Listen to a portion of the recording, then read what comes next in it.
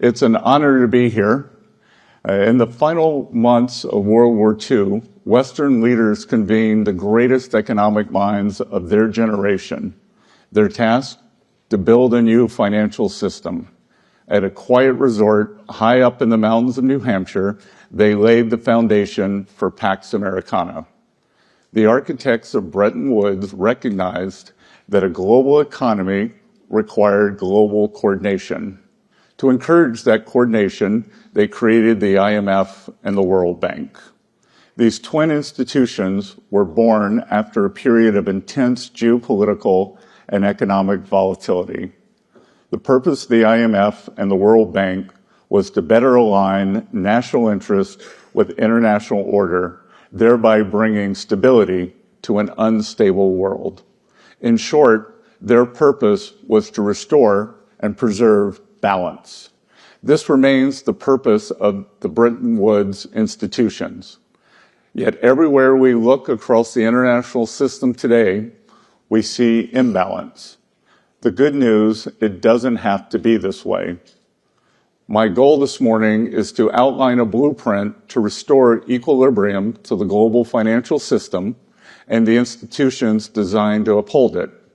I have spent the bulk of my career from the outside looking in on financial policy circles. Now I am on the inside looking out. I am eager to work with each of you to restore order to the international system. To achieve this, however, we must first reconstruct the IMF and World Bank reconnect the IMF and the World Bank with their founding missions. The IMF and World Bank have enduring value. But mission creep has knocked these institutions off course. We must enact key reforms to ensure the Bretton Woods institutions are serving their stakeholders, not the other way around. Bringing balance back to global finance will require clear-eyed leadership from the IMF and World Bank. This morning, I will explain how they can provide that leadership to build safer, stronger, and more prosperous economies all around the world. I wish to invite my international counterparts to join us in working toward these goals. On this point, I wish to be clear. America first does not mean America alone. To the contrary, it is a call for deeper collaboration and mutual respect among trade partners. Far from stepping back, America First seeks to expand U.S. leadership in international institutions like the IMF and the World Bank. By embracing a stronger leadership role, America First seeks to restore fairness to the international economic system. Nowhere is the imbalance I mentioned earlier more obvious than in the world of trade. That's why the United States is taking action now to rebalance global commerce. For decades, successive administrations relied on faulty assumptions that our trading partners would implement policies that would drive a balanced global economy. Instead, we face the stark reality of large and persistent U.S. deficits as a result of an unfair trading system. Intentional policy choices by other countries have hollowed out America's manufacturing sector and undermined our critical supply chains, putting our national and economic security at risk. President Trump has taken strong actions to address these imbalances and the negative impacts they have on Americans. This status quo of large and persistent imbalances is not sustainable. It is not sustainable for the United States, and ultimately, it is not sustainable for other economies. Now, I know sustainability is a popular term around here, but I'm not talking about climate change or carbon footprints. I'm talking about economic and financial stability, the kind of sustainability that raises standards of living and keeps markets afloat. International financial institutions must be singularly focused on upholding this kind of sustainability if they are to succeed in their missions. In response to President Trump's tariff announcements, more than 100 countries have approached us, wanting to help rebalance global trade. These countries have responded openly and positively to the President's actions to create a more balanced international system. We are engaged in meaningful discussions and look forward to talking with others. China, in particular, is in need of a rebalancing. Recent data shows the Chinese economy tilting even further away from consumption toward manufacturing. China's economic system, with growth driven by manufacturing exports, will continue to create even more serious imbalances with its trading partners if the status quo is allowed to continue. China's current economic model is built on exporting its way out of its economic troubles. It's an unsustainable model that is not only harming China, but the entire world. China needs to change. The country knows it needs to change. Everyone knows it needs to change, and we want to help it change because we need rebalancing too. China can start by moving its economy away from export overcapacity and towards supporting its own consumers and domestic demand. Such a shift would help with global rebalancing that the world desperately needs. Of course, trade is not the only factor in broader global economic imbalances. The persistent over-reliance on the United States for demand is resulting in an ever more unbalanced global economy. Some countries' policies encourage excess savings, which holds back private sector-led growth. Others keep wages artificially depressed, which also suppresses growth. These practices contribute to global dependence on U.S. demand to spur growth. They also lead to a global economy that is weaker and more vulnerable than it should be. In Europe, former ECB President Mario Draghi has identified several sources of stagnation, and he has outlined several recommendations to get the European economy back on the right track. European countries would do well to take his recommendations to heart.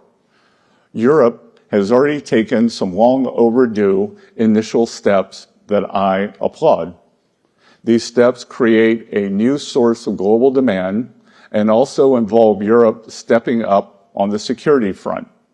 I believe global economic relationships should come to reflect security partnerships. Security partners are more likely to have compatible economies structured for mutually beneficial trade. If the United States continues offering security guarantees and open markets, then our allies must step up with stronger commitments to shared defense. The initial actions from Europe on increased fiscal and defense spending are proof that the Trump administration's policies are indeed working. The Trump administration and the U.S. Treasury are committed to maintaining and expanding U.S. economic leadership in the world. This is especially true at the international financial institutions. The IMF and World Bank serve critical roles in the international system, and the Trump administration is eager to work with them so long as they can stay true to their missions. And under the status quo, they are falling short. The Bretton Woods institutions must step back from their sprawling and unfocused agendas, which have stifled their ability to deliver on their core mandates.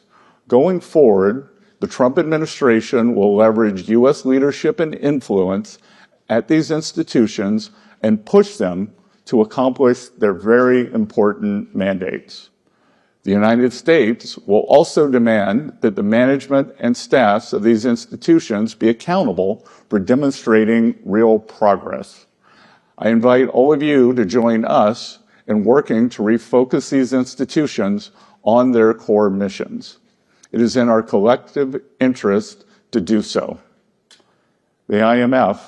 First, we must make the IMF again.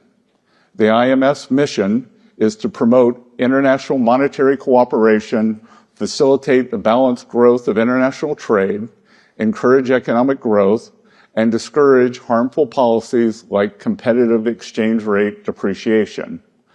These are crucially important functions to support the U.S. and global economies. Instead, the IMF has suffered from mission creep. The IMF was once unwavering in its mission of promoting global monetary cooperation and financial stability. Now it devotes disproportionate time and resources to work on climate change, gender, and social issues. These issues are not the IMF's mission. And the IMF's focus in these areas is crowding out its work on critical macroeconomic issues. The IMF must be a brutal truth teller and not just to some members. Today, the IMF has been whistling past the graveyard. Its 2024 external sector report was entitled Imbalances Receding. This Pollyannish outlook is symptomatic of an institution more dedicated to preserving the status quo than answering the hard questions. Here in the United States, we know we need to get our fiscal house in order. The last administration ran up the largest peacetime deficit in our nation's history. The current administration is committed to fixing this. We are open to critique, but we will not abide the IMF failing to critique the countries that most need it, principally surplus countries. In line with its core mandate, the IMF needs to call out countries like China that have pursued globally distorted policies and opaque currency practices for many decades. I also expect the IMF to call out unsustainable lending practices by certain creditor countries. The IMF should push more proactively official bilateral lenders to come to the table early to work with borrower countries to minimize periods of debt distress. The IMF must refocus its lending on addressing balance of payment problems, and its lending should be temporary.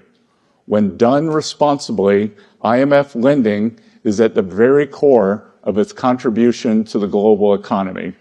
When markets fail, the IMF steps in and makes resources available. In exchange, countries implement economic reforms to resolve their balance of payments issues and support economic growth. The reforms undertaken during these programs are some of the IMF's most important contributions to a strong, sustainable, and balanced global economy. Argentina is a fitting example. I was in Argentina earlier this month to demonstrate the United States' support for the IMF efforts to help the country reset financially. Argentina deserves the IMF support because the country is making real progress toward meeting financial benchmarks, but not every country is so deserving. The IMF must hold countries accountable for implementing economic reforms, and sometimes the IMF needs to say no. The organization has no obligation to lend to countries that fail to implement reforms. Economic stability and growth should be the markers of the IMF's success, not how much money the institution lends out. World Bank. Like the IMF, the World Bank must be made fit for purpose again. The World Bank Group helps developing countries grow their economies, reduce poverty, increase private investment support, private sector job creation, and reduce dependence on foreign aid. It offers transparent and affordable long-term financing for countries to invest in their own development priorities.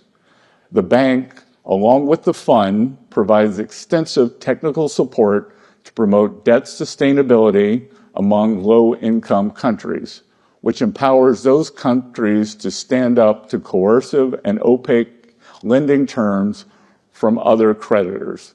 These core functions of the World Bank complement the Trump administration's efforts to foster safer, stronger, and more prosperous economies in the United States and the world.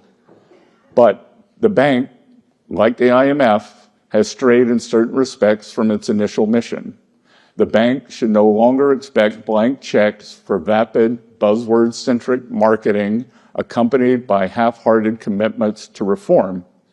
As the bank returns to its core mission, it must use its resources as efficiently and effectively as possible, and it must do so in ways that demonstrate tangible values for all member countries.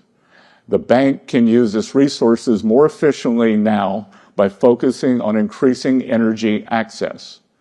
Business leaders the world over identify unreliable power supply as one of the primary impediments to investment. The World Bank and African Development Bank's Joint Mission 300 initiative to expand energy access to 300 million more people in Africa is a welcome effort. But the World Bank must respond to countries' energy priorities and needs and focus on dependable technologies that can sustain economic growth rather than seek to meet distortionary climate finance targets. We applaud the recent announcement that the World Bank will seek to remove prohibitions on support for nuclear energy, which could revolutionize energy supply for many emerging markets.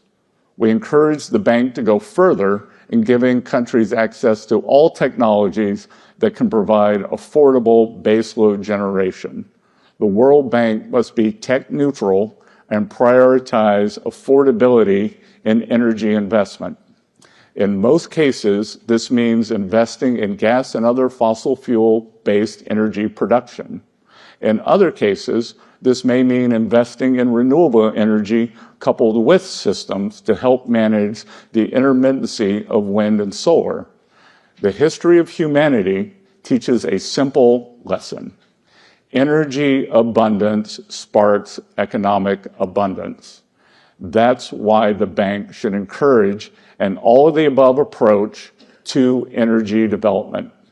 Such an approach will make World Bank financing more effective, and it will reconnect the bank to its core mission of economic growth and poverty alleviation. In addition to increasing energy access, the World Bank can use its resources more effectively by starting to apply its graduation policy. This would allow the bank to focus on lending to poorer, less creditworthy countries. This is where World Bank support makes the biggest difference for poverty and growth. Instead, the World Bank continues to lend every year to countries that have met the criteria to graduate from World Bank borrowing. There is no justification for this continued lending. It siphons off resources from higher priorities and crowds out the development of private markets. It also disincentivizes countries' efforts to move away from dependency on the World Bank and toward job-rich, private sector-led growth. Going forward, the bank must set firm graduation timelines for countries that have long since met the graduation criteria. Treating China, the second largest country in the world, as a developing country is absurd. While it has been at the expense of many Western markets, China's rise has been rapid and impressive. If China wants to play a role in the global economy commensurate with its actual importance, then the country needs to graduate up. We welcome that. The World Bank should also implement transparent procurement policies based on best value. It must help countries move away from procurement approaches that prioritize only the lowest cost bids. Such procurement policies reward distortive and subsidized industrial policies that undermine development. They may also stifle the private sector and incentivize corruption and collusion and result in greater long-term cost. Procurement policies based on best value are better from both an efficiency and development perspective, and their robust implementation will benefit the bank and its shareholders. Related to this subject, I wish to send a strong, and I emphasize strong, message about procurement policies as regards Ukraine. No one who financed or supplied the Russian war machine will be eligible for funds earmarked for Ukraine's reconstruction. No one. To conclude, I invite our allies to work with us as we rebalance the international financial system, refocus the IMF and World Bank on their founding charters. America First means we are doubling down on our engagement with the international economic system, including at the IMF and the World Bank. A more sustainable economic system will be one that better serves the interests of the United States and all the other participants in the system. We look forward to working with all of you in this endeavor. Thank you.